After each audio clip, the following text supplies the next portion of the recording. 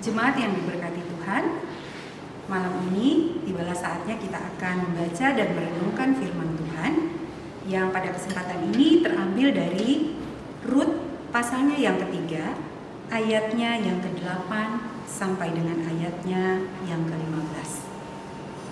Rut pasalnya yang ketiga, ayatnya yang ke-8 sampai dengan ayatnya yang ke-15.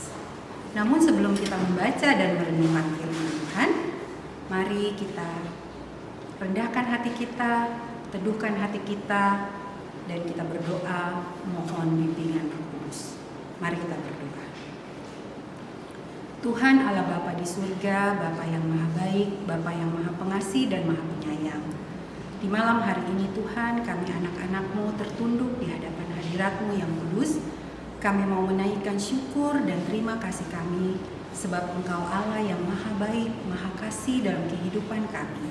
Sehingga dalam kesempatan dan waktu saat ini Tuhan, Engkau memperkenankan lagi kami untuk bersama-sama mendengar dan merenungkan firman Tuhan.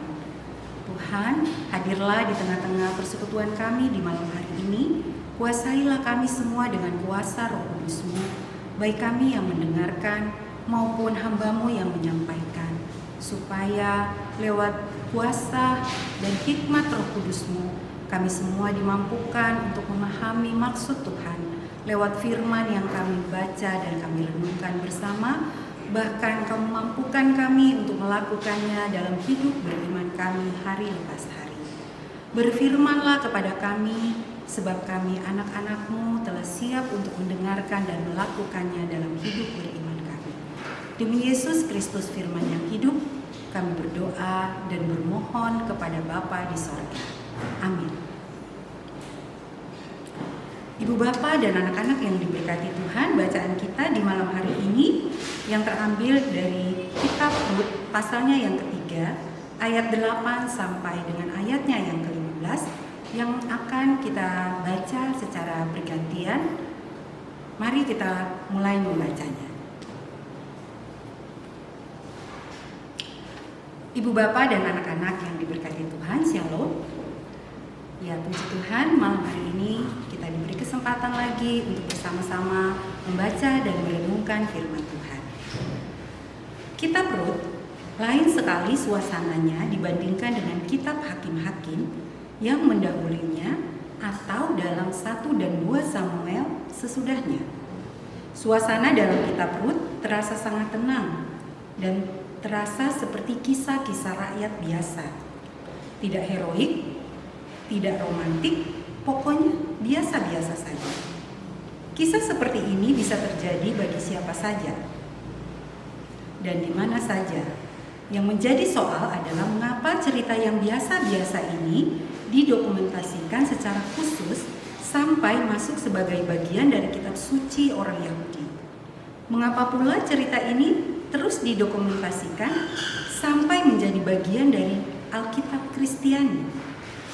Jawabannya sederhana, bahwa dari kitab ini pasti ada pesan iman yang hendak disampaikan kepada siapapun yang membaca cerita ini.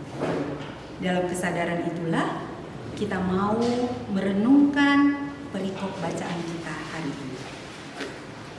Ibu Bapa dan anak-anak yang disayang Tuhan, bacaan Rut yang diambil dari pasal 3 ini berisi riwayat Rut yang atas suruhan mertuanya Naomi meminta Boas untuk menebus hak waris mereka. Rut yang dalam bahasa Ibrani adalah belas kasih, adalah seorang perempuan Moab yang menikah dengan Mahlon, salah seorang putra dari Naomi dan Elimelek. Rut pada akhirnya menjadi istri Boas dan memperanakan Obed, kakek Raja Daud dari Israel, yang menjadi tokoh yang menarik dalam perjalanan sejarah keselamatan umat Tuhan. Ibu Bapa yang diberkati Tuhan, karena Allah yang Maha Kuasa melakukan penyelamatan bagi dunia, bukan semata-mata pada bangsa pilihannya Israel, tetapi bangsa lain juga. Bangsa lain dapat dipakai Tuhan untuk menjadi bagian dari rencana keselamatannya. Bapak Ibu serta anak-anak yang dikasihi Tuhan, dalam Rut 3 ayat 8 sampai 15 ini mengisahkan sebagian tentang latar belakang perkawinan levirat dari penembusan tanah. Yang jelas pada masyarakat modern saat ini, hal ini tidaklah wajar. Perkawinan levirat atau bahasa Latinnya levir yang berarti ipar laki-laki, dijelaskan itu kita bisa baca dalam Ulangan pasal 25 ayatnya yang ke-5 sampai dengan ayatnya yang ke-10. Apabila seorang laki-laki di Israel kuno meninggal dan belum memiliki anak laki-laki, maka kewajibannya terletak pada seorang penebus, yaitu kerabat terdekatnya, dengan mengawini janda tersebut dan mendapatkan anak laki-laki supaya namanya tidak terhapus dari kaum keturunan Israel. Itu kita bisa baca pada Ulangan 25 ayatnya yang ke-6. Nah, Bapak Ibu saudara-saudara yang dikasihi Tuhan Yesus Kristus, titik balik dalam kitab Rut adalah akal Naomi yang membujuk Boas supaya menerima kewajiban tersebut, meskipun sebenarnya Boas adalah kerabat yang jauh. Dalam tradisi bangsa Israel harusnya dia ditebus oleh kerabat yang dekat dengan Elimelek. Pada posisi seperti ini muncul suatu permasalahan, yaitu masih ada kerabat yang lebih dekat dibanding Boas, dan orang itu yang berhak mengawini Rut. Boas tidak mau mengabaikan hak orang tersebut. Lalu kalau pada pasal-pasal selanjutnya, yaitu pasal 4, di situ kita bisa baca bahwa Boas mengumpulkan para tua-tua di pintu gerbang kota dan mengundang kerabat yang lebih dekat supaya mereka boleh hadir, dan Boas memberitahukan kepada kerabatnya itu perihal tanah Elimelek yang hendak dijual oleh Naomi. Ternyata pertama-tama kerabat yang paling dekat itu yang harusnya menebus Rut mempersoalkan tanah Elimelek itu dan bukan mempersoalkan perkawinan itu. Boas pun memberitahu bahwa kerabat itu memiliki kewajiban ganda. Selain membeli tanah itu, kerabat itu berkewajiban untuk mengawini Rut dan mewariskan tanah yang dibelinya itu kepada anak yang akan lahir dari perkawinannya dengan Rut. Namun ternyata Bapak Ibu saudara-saudara yang dikasihi Tuhan, kerabat itu tidak mampu melakukan kewajiban itu sehingga ia menyerahkan haknya kepada Boas. Bapak Ibu serta anak-anak yang diberkati Tuhan, dari bacaan malam ini, pesan apa yang dapat kita ambil sebagai pembelajaran iman kita? Catatan yang pertama, menurut kisah Rut 3 ini, kita belajar tentang seorang Rut yang mau merendahkan dirinya untuk meminta pertolongan Boas, dikarenakan belas kasihnya yang besar kepada Naomi, ibu mertuanya. Karena belas kasih itu pula, ketika Rut mengikuti kepercayaan yang dianut Naomi, dia tidak hanya tinggal diam saja setelah meninggalkan negerinya Moab. Rut tidak menunggu seseorang datang untuk menebusnya atau menolongnya seperti yang kita baca tadi di ayat 9. Sebaliknya, Rutlah yang mendatangi dan meminta Boas sebagai seorang yang wajib menebusnya.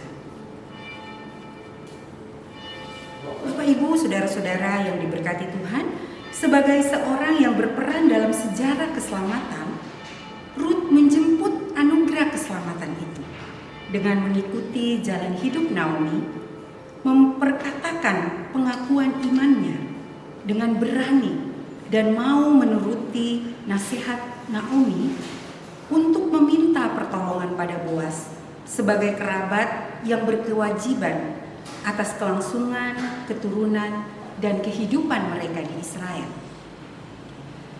Sebagai keluarga-keluarga yang telah diberkati Tuhan dan menjadi bagian daripada karya keselamatan Tuhan, tokoh Rut sebagai orang asing yang dipakai Tuhan dalam sejarah keselamatan patut kita teladani.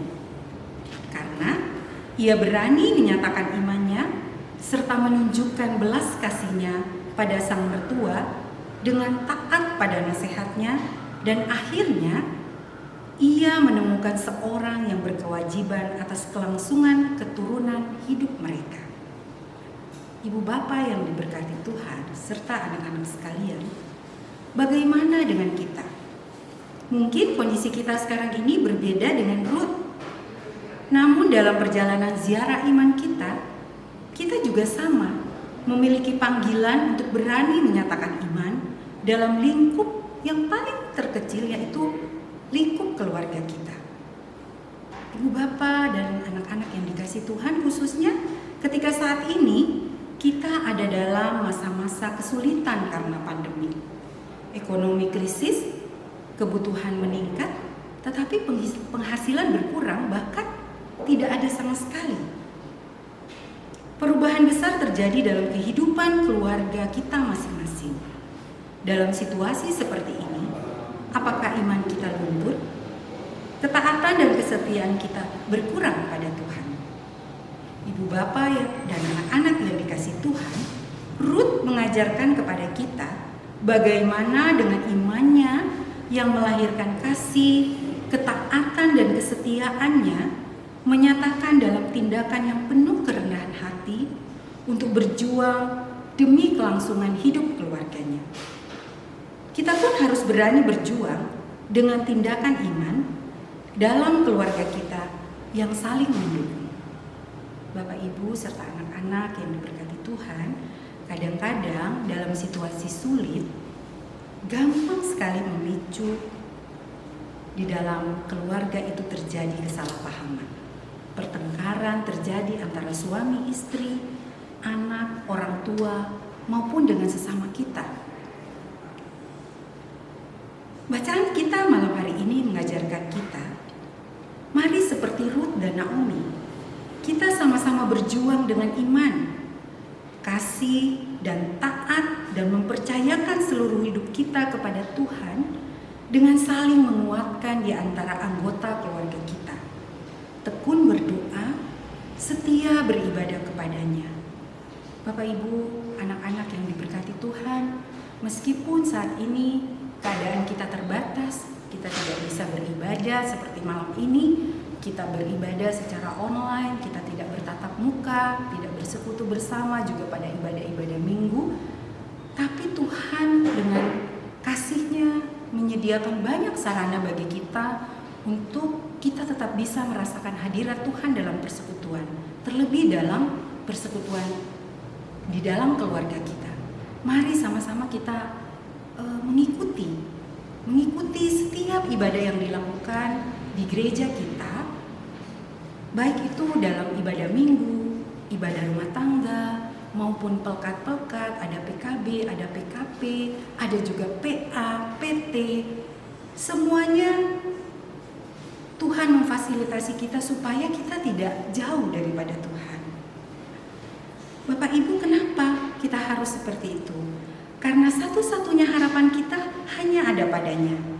Hanya Dia yang mampu menolong kita. Sejarah panjang karya keselamatan Allah yang menjadikan Ruth sebagai leluhur Raja Daud mau menyaksikan bagi kita bahwa rencana adalah Allah dalam kehidupan umat kepunyaannya akan selalu mendatangkan kebaikan. Mari dengan mata rohani kita melihat jauh ke depan. Jangan hanya melihat kesulitan saat ini, sebab ada banyak jalan dan ada banyak berkat yang Tuhan sedang siapkan bagi kita. Bapak, Ibu, dan anak-anak yang disayang Tuhan, catatan yang kedua, jika kita sudah menjadi bagian dari anugerah keselamatan itu, di mana di masa sulit ini kita jangan hanya berdiam diri. Mari kita teruskan dan kerjakan keselamatan yang telah kita terima dengan menyatakan kasih Kristus lewat kehidupan kita.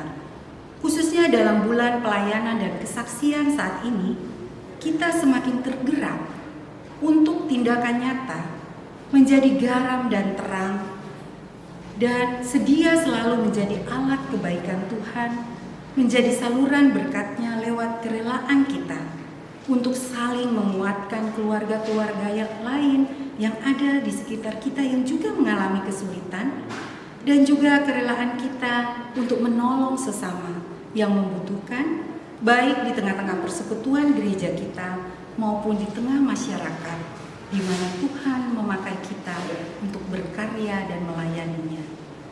Bapak Ibu yang dikasihi Tuhan, sehingga keselamatan melalui kasih Tuhan itu dapat menyentuh dan menjangkau semua orang, dan banyak orang mengenal Yesus Kristus, Sang Juru Selamat kita, yang dihadirkan oleh kita sebagai umat kepunyaannya. Karena itu, Bapak Ibu, saudara-saudari, dan anak-anak yang disayang Tuhan, dengan iman, lakukan sekarang apa saja yang bisa kita lakukan. Jangan nanti. Terpujilah Kristus, Tuhan Yesus memberkati kita. Amin.